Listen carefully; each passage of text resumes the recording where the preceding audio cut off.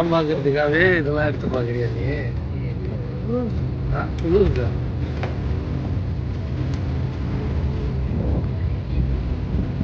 இதை எடுத்து பாரு.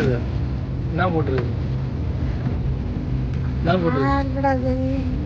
என்னதான் லைட்டு தண்ணியில் விழுந்ததுன்னா நீ என்னென்ன பண்ணணும்னு போட்டுருக்கு. அதை வாங்கி அந்த ஜாக்கெட்டு வெளில ஓப்பன் ஆகும், அதை ஊதணும். ஊதுனாதான் தண்ணியில் மிதக்க முடியும். சொல்லலாம் போய் சேர்ந்த முடியும்.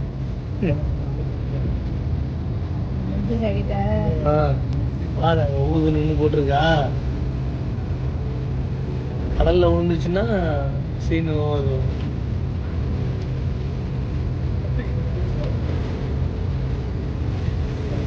எல்லாருக்கும் வணக்கம். மார்னிங் ஒன் சேனலை மறக்காம எல்லாரும் சப்ஸ்கிரைப் பண்ணுங்கள். அதாவது ஒரு 2 வீக்ஸாக நான் வீடியோ எதுவுமே போடல. காரணம் வந்து எங்கள் அம்மாவுக்கு ஃபேமிலி விசிட் விசா எக்ஸ்பைரி ஆகிடுச்சு. அப்போ இந்த கத்தாரை விட்டு எக்ஸிட் ஆகிட்டு திரும்ப இன்னொரு விசிட் விசாலாம் அவங்கள கூப்பிட்டு வரணும். நான் ஆக்சுவலாக வந்து லாஸ்ட்டு 3 இயர்ஸாக அவங்க இங்கே கத்தாரில் தான் இருக்காங்க. நிறைய பேர் கேட்டாங்க, எப்படிப்பா நீ வந்து இவ்வளோ டஃப்பான ஒரு சேலஞ்சான விஷயங்கள் நீங்கள் பண்ணிகிட்ருக்கீங்க? ஏன்னா நம்ம இருக்கிறதே வந்து ஒரு மிஷினரிஸ் லைஃபு. நைட்டு வந்து படுக்கிறோம், காலம்புறம் ஆஃபீஸ் போகிறோம், இப்படியே வந்து ஓடிட்டுருக்கிறது தான் அப்ராட் லைஃபு. இவ்வளோ பெரிய விஷயம் உங்கள் அம்மா வந்து கிட்ட வச்சு பார்த்துக்கிறீங்க, ஊரில் யாரும் பார்த்துக்கிறதுக்கு ஆள் இல்லையா அப்படின்னு நிறைய பேர் கேட்டிருக்கீங்க. ஆனால் உண்மை, எங்கள் அம்மாவுக்கு யாருமே கிடையாது. இருந்தும் யாரும் இறந்ததுக்கு சமம்னு சொல்லலாம். அப்படிப்பட்ட உறவுகள் தான் இன்றைக்கி வந்து இந்த கலியுக காலத்தில் இருக்குது. அதாவது ஏன் நம்ம வந்து இந்தளவுக்கு ஒரு விரக்தியாக பேசுகிறோம் அப்படின்னா, அதாவது எங்கள் அம்மா வந்து கிட்டத்தட்ட நாங்கள் 3 பேர், அக்கா 1, தங்கச்சி, நான் வந்து நடுவில். நான் கல்ஃபுக்கு வந்து தான் என் அக்கா தங்கச்சிங்களுக்கு மேரேஜ் பண்ணி வச்சோம். அப்பாவுக்கு பெரிய சோர்ஸ் ஆஃப் இன்கம் வந்து எதுவுமே கிடையாது. ஒரு கேபிள் டிவியில் ஒரு 10,000 8,000 கிட்ட ஏர்னிங்ஸ் உள்ள ஒரு சாதாரண ஒரு மிடில் கிளாஸ் ஃபேமிலி தான். அப்படி இருக்கும்போது எங்கள் அம்மா வந்து என்னை நல்லா கம்ப்யூட்டர்லாம் படிக்க வச்சு என்னை வந்து அவங்களோட சப்போர்ட்டு, எங்கள் அப்பாவும் வந்து ரொம்ப சப்போர்ட்டு.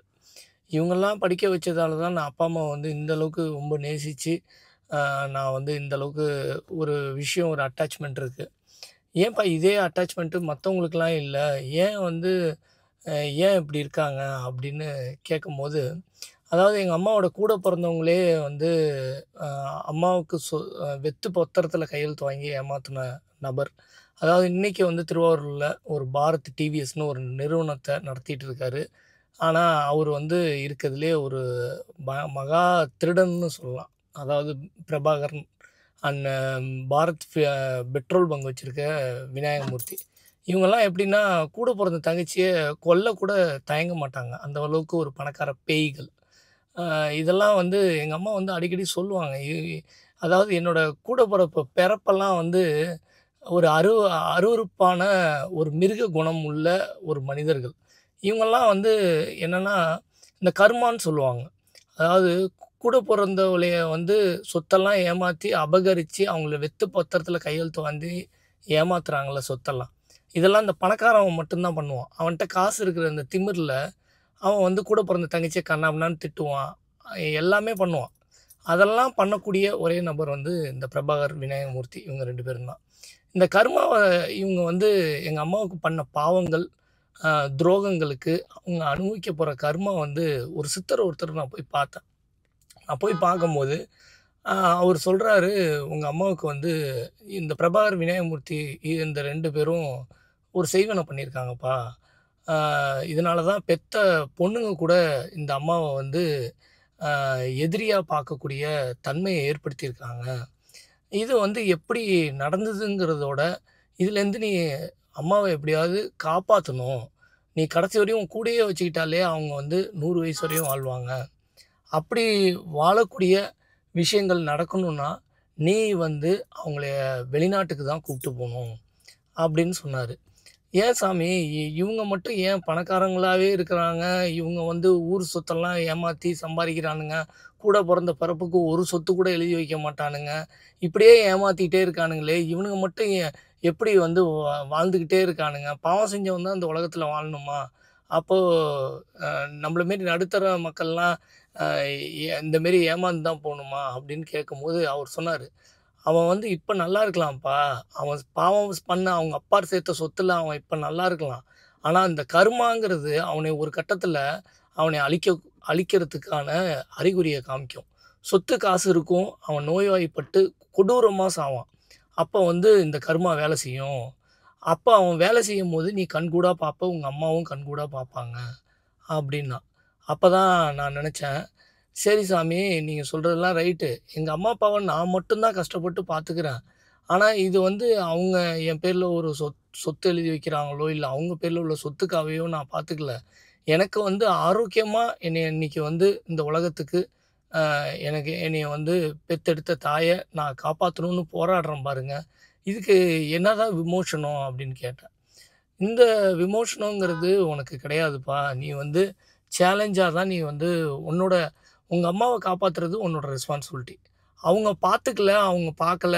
என் அக்கா, தங்கச்சிங்க வந்து எந்த ஒரு பெத்த தாய் மேல அ ஒரு கோர்ட் கேஸ் ஃபைல் பண்றாங்க. அதாவது இன்னைக்கு இருக்கிற சட்டம் வந்து என்ன சொல்லுதுன்னா, பெண்களுக்கு சொத்துரிமை 1956லேருந்து அந்த சொத்துரிமை இருக்குன்னு சொல்லுது. ஆனா, எங்க அம்மாவுக்கு அந்த சொத்து கிடைக்கல. பெண் குழந்தைகள் அ இப்ப வந்து என் அம்மாவோட அண்ணன் பிரபாகரன், விநாயகமூர்த்திலாம் அவங்க தங்கச்சிக்கு குடுக்காம ஏமாத்துனது தான், இன்னைக்கு எங்க குடும்பத்திலயும் அவனுங்க வந்து என் அக்காவும், தங்கச்சியும் மூளைய செலவு செஞ்சு, அதாவது பெத்த தாய் மூல பெத்த தாய்க்கே வந்து கேஸ ஃபைல் பண்ண வச்சதே இவனுங்க தான். இந்த மகா அ இந்த மகா திருடன்கள்.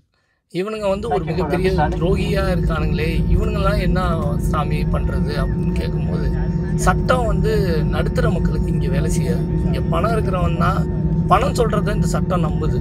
அதாவது எல்லாருமே வந்து இப்ப எங்க அம்மா இப்ப என் அக்கா வந்து எங்க அம்மா மேல கேஸ் போடுறாங்க. இதே மாரி எங்க அம்மா வந்து இந்த பிரபாகர் விநாயகமூர்த்தி அதாவது பெட்ரோல் பங்க் வச்சிருக்காரு. 2 அண்ணன் தம்பி மேலயும் கேஸ் போட்டிருந்தாலே அவங்களுக்கு கிடைக்கிற சொத்த தான் பொண்ணுக்கு குடுத்துருப்பாங்க. அப்ப அவங்க வந்து கேஸ் போடுற அளவுக்கு அவங்கள்ட்ட பணம் கிடையாது. அப்போ எல்லாருமே வந்து பணத்த வச்சுக்கிட்டு போய் கேஸ் ஃபைல் பண்ணி ஒரு வக்கீலுக்கு ஃபீஸ் குடுக்கணும்னா இன்னைக்கு ரூ. 50,000 ஆகும். இவ்ளோ காசு செலவு பண்ணி அவங்களால பண்ண முடியுமா? அப்படிங்கிறது இன்னைக்கு கேள்விக்குறி தான். அப்போ இந்த பொண்ணுங்க ஏன் பண்ணுதுன்னா, இப்ப அம்மா பேர்ல ஒரு சொத்து இருக்கு, ஒரு லேண்ட் இருக்குன்னு வைங்க. இந்த பொண்ணுங்க வந்து அந்த சொத்தை யாரு பேருக்கும் போக்கூடாது. அந்த சொத்தை யாரும் அனுபவிக்கக்கூடாது. அது வந்து வீணா போணும் அப்படிங்கிற ஒரு கெட்ட எண்ணத்துல இந்த ஞானகுமாரிங்கிற ஒரு பொண்ணு, அதாவது மூத்த பொண்ணு, அது பண்ணுது. இதெல்லாம் கலியுகம். இதெல்லாம் வந்து 36 பவுன் போட்டு கல்யாணம் பண்ணி குடுத்தோம். இதுல வந்து படிக்க வச்சு எல்லாமே பண்ணி குடுத்தது அப்பாவும் நானும் தான். இது எல்லாமே பண்ணியுமே அதுங்க வந்து இன்னும் வந்து சொத்துக்கும், காசுக்கும் பெத்த தாயே கொல்லக்கூடிய மனப்பக்குவத்துல இருக்குன்னா, அதுக்கு காரணம் அ முக்கியமா நம்ம சொல்ல வேண்டியது இந்த கலியுகம். அதாவது பெண் குழந்தைய வளர்ப்பின் தவறுன்னு தான் சொல்லலாம். எத்தனையோ பெண் குழந்தை தான் வந்து படிச்சு வளர்ந்து பெத்த தாய காப்பாத்தணுங்கிறதுக்காக வேலைக்கு போயி, அதாவது புருஷன்ட்ட சண்டை போட்டு கூட பெத்த தாய்க்கு பணம் அனுப்பக்கூடிய மனநிலையில இருக்கிற நல்ல பெண்களும் நம்ம தமிழ்நாட்டுல இருக்காங்க. ஆனா இந்த மேரி பெண்களும் இருக்க தான் செய்றாங்க. அதாவது அ அம்மா வந்து 3 வருஷம் ஆகுது. அவங்க அவங்க கூட வந்து எந்த விதத்திலயும் கம்யூனிகேஷனே இல்ல. எந்த விதத்திலயும் அவங்க நல்லா இருக்காங்களா? எப்படி இருக்காங்களா? அ அ உயிரோட இருக்காங்களா? என்னன்னு கூட கேட்க ஒரு அருகதை இல்லாத பெண் என் என் அ அக்காக்காரி ஞானகுமாரி. அதனால இந்த மேரி பெண் குழந்தையும் இருக்க தான் செய்யுது. இதுக்கு வந்து நம்ப வந்து அதாவது வளர்ப்பின் தவறுன்னு தான் நான் சொல்லுவேன். ஏன்னா, ஒரு பெண் குழந்தைய வளர்க்கும்போது சொத்து, காசு இத சொல்லி வளர்க்காதீங்க. அதுங்கள நல்லா படிக்க வச்சு, வேலைக்கு அனுப்பி, சொந்த முயற்சியில அவங்கள சம்பாரிக்க தெரிய வச்சுங்க. அப்பதான் பணத்தோட வேல்யூ தெரியும். அப்ப அடுத்தவங்க காசுக்கு ஆசைப்படாது. இன்னைய வரைக்கும் நான் வந்து ஒரு நடுத்தர அ வ வர்க்கத்த சேர்ந்தவன் தான். இன்னைக்கு வரைக்கும் மிடில் கிளாஸ் தான். இன்னைக்கு என் ஃபேமிலி ரன் ஆகுதுன்னா, நான் டெய்லி ஒரு நாள் ஆஃபீஸ் போறதால தான் ரன் ஆகுது. இன்னைக்கு கத்தார்லாம் நான் வந்து அ என்னன்னா வெளிநாட்ல இருக்கிறவங்கலாம் வந்து மாசம் அ ஒரு 5,00,000மோ, 1,00,000மோ சம்பாரிக்கக்கூடிய அ மனிதர்கள்னு நெனச்சுட்டு, ஊர்ல இருக்கிறவன்லாம் நம்மளய வந்து அ டாக்குமெண்ட்ட வச்சு மிரட்டி காசு பறிக்கக்கூடிய அவல நிலை இன்னும் இருக்க தான் செய்யுது. நான் வந்து 16 வருஷத்துல நான் கல்ஃப்க்கு வந்து அதாவது எங்க அப்பாவுக்கு எந்த ஒரு கஷ்டம் குடுக்கக்கூடாது. அவரு கடன்ல சிக்கி தவிக்கக்கூடாதுங்கிற ஒரே ரீசனுக்கு நான் வர ஆரம்பித்தேன். ஒமானில் ரூ. 10,000 சேலரிக்கு வந்து 4 வருஷம் கஷ்டப்பட்டு என் அக்கா கடன்லாம் கல்யாண கடன்லாம் அடைச்சி, அதுக்கப்புறம் நான் அப்பாவுக்கு தேவையான இதெல்லாம் செஞ்சு, என் தங்கச்சி மேரேஜையும் என்னோட சோர்ஸ் ஆஃப் இன்கமில் பண்ணதுக்கு அப்புறம் தான் இன்றைக்கி வந்து அவங்கள பெரிய ரிலீஃபாக அவங்களுக்கு வந்து ஒரு ஒரு மிகப்பெரிய சப்போர்ட்டாக இருந்தேன். ஆனால் இன்றைக்கி வந்து எங்கள் அப்பா என் கூட இல்லை. ஆனால் அவர் கத்தார் கூப்பிட்டு வந்தது ஒரு மிகப்பெரிய சந்தோஷம். அவர் என்னை நினச்சி எந்த அளவுக்கு அவரோட அன்பும் அரவணைப்பும் எனக்கு நிறையாவே இருந்தது. அவர் கூட நிறைய டைம் ஸ்பெண்ட் பண்ணேன். இன்றைக்கி நான் அம்மா கூட இந்த அளவுக்கு டைம் ஸ்பெண்ட் பண்ணுறேன்னா, அவங்க வந்து எனக்கு கொடுத்த அந்த சப்போர்ட். அதாவது நான் வந்து பெரிய படிப்பெல்லாம் ஒன்றும் கிடையாது. நான் படித்தது எல்லாமே வந்து எல்லாமே அரைகுறைன்னு தான் என்னைய பொறுத்தவரையும். ஆனால் இந்த அரைகுறை படிப்பை வச்சு என்னோடய கம்யூனிகேஷன் லாங்குவேஜ், விடாமுயற்சி, அப்பா அம்மாவை நல்லா பார்த்துக்கணும், எவன்கிட்டேயும் கைகட்டி நிற்கக்கூடாது, எவன்கிட்டேயும் கடன் வாங்கக்கூடாது, நண்பர்களை சம்பாரிச்சிருக்கேன். இன்றைக்கி நான் எங்கள் அம்மாவை அழைச்சிட்டு சங்கர் வீட்டுக்குன்னு, அதாவது கூட பிறந்த பிறப்பு கூட எங்கள் அம்மாவை பார்த்துக்க மாட்டேங்குது. அதாவது எங்கள் அம்மா பிறந்த பெண் குழந்தைய கூட, அதாவது அதாவது எங்கள் அம்மா எப்போதுமே சொல்லும், என்னோட பெண் குழந்தை கூட என்னைய பார்த்துக்கல. அதாவது என்னோட மகள் கூட என்னைய பார்த்துக்கிறதுக்கு கஷ்டமாக நினைக்கிற இந்த உலகத்தில் நண்பர் வீட்டுக்கு போய் எங்கள் அம்மாவை அம்மா மாரி பார்த்துக்கிட்ட அந்த மாரி ஒரு நண்பர்கள், இரத்த உறவே இல்லாத உறவுகள் எந்த அளவுக்கு என்னைய ரொம்ப, அதாவது இந்த 3 வருஷம் நான் இங்கே படாத கஷ்டம் மிகப்பெரிய சேலஞ்ச் அம்மாவை வச்சுக்கிறதுங்கிறது. அதாவது வெளிநாட்டில் வச்சுக்கிறதுங்கிறது ஒரு மிகப்பெரிய சேலஞ்ச் தான். ஏன்னா காலம்புற நாங்கள் 2 பேரும் வேலைக்கு போயிடுவோம். அம்மா வந்து சாப்பிட்டாங்களா என்ன ஏதுன்னு பார்க்குறது, இதெல்லாம் ப்ளஸ் வந்து அவங்களுக்கு தேவையானது இங்கே வந்து மந்த்லி விசாவுக்கு பே பண்ணணும், ப்ளஸ் இன்சூரன்ஸ் இருக்குது. இதெல்லா கஷ்டத்தையும் நம்ம பார்த்துக்கலாம் அப்படின்னு சொல்லி எனக்கு சப்போர்ட்டாக இருக்கிறது நிறைய நண்பர்கள். அதாவது நண்பர்களோட என் ஒய்ஃப், அதுக்கப்புறம் தான் நண்பர்களும் மிகப்பெரிய சப்போர்ட். ஏன்னா நிறைய பேர் சொல்லலாம். நான் சொல்ல போனோன்னா அவங்க பேரு கூட நான் வந்து சொல்கிறதோட அவங்க வந்து உதவி பண்ணதே என் அம்மாவுக்காக. அவங்க அதாவது ஒரு அம்மா வந்து இத்தனை குழந்தைகள் இருந்துமே அவங்களை தனிமைப்படுத்துறது, அதாவது அனாதை போல் ட்ரீட் பண்ணுற ஒரு விஷயம் ஊர்லேயே பார்த்துக்க முடியாமல், நான் இப்போ இங்கேருந்து யுஏஇ போயிட்டு நாடு விட்டு நாடு வந்து திரும்பவும் அவங்கள உள்ளே கூப்பிட்டு வர்றதுங்கிறது மிகப்பெரிய சேலஞ்ச். அதாவது இந்த பெத்த பொண்ணுங்கள்லாம் இன்றைக்கி வந்து காசு பணத்துக்கும் அவங்க மேலே உள்ள சொத்துக்கும் அலையுதுங்களே தவிர, இந்த ஞானகுமாரி ஞானசுந்தரிக்கு நான் ஒரு விஷயம் தான் சொல்கிறேன். இதே விஷயம் உங்கள் குழந்தைங்க நாளைக்கு உங்களுக்கு பண்ணும். அதுதான் கர்மாங்கிறது. இது வந்து கண்டிப்பாக நடக்கும். உங்களையே வந்து உங்கள் குழந்தை தனிமைப்படுத்தும். அப்போ வந்து நீ உணர்வ. அப்போ நீ உணரும்போது நம்ம அம்மாவை நம்ம தனிமைப்படுத்தினோமே, அந்த ஒரு நாள் கூட அவங்கள நம்ம வீட்டில் வச்சிருந்து உணவளிக்கலையே, அந்த கர்மா இன்றைக்கி வந்து உன்னைய எந்த அளவுக்கு கொடுமைப்படுத்துங்கிறத கண்டிப்பாக இது வந்து எங்கள் அம்மா 100 வயசு வரை இருந்து பார்க்கும்.